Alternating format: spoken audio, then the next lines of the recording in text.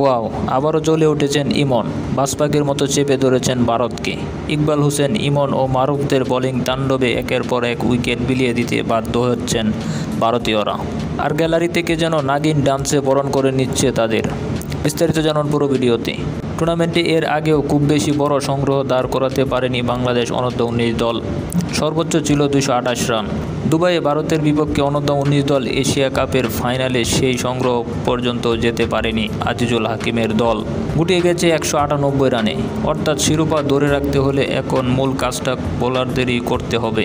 আর সেই কাজটাই যেন করে দেখালেন ইকবাল হোসেন, ইমন ও মারুফরা। ইমন তার দ্বিতীয় ওভারে বল করতে এসে দেখালেন ম্যাজিক। এক ওভারে 2 উইকেট নিয়ে নিস্তব্ধ গ্যালারিটা যেন নাগিন ডান্সে মাতিয়ে তুললেন। শেষ পর্যন্ত এই বাজপাখির দাপটে বোলিংয়ে 73 রানে 5 উইকেট হারিয়ে চাপে পড়েছিল ভারত। শেষ পর্যন্ত সেই চাপ আর সামলে উঠতে পারেনি ভারতকে হারিয়ে দাপটে জয় নিয়ে মাঠ ছাড়েন বাংলাদেশের যুবারা।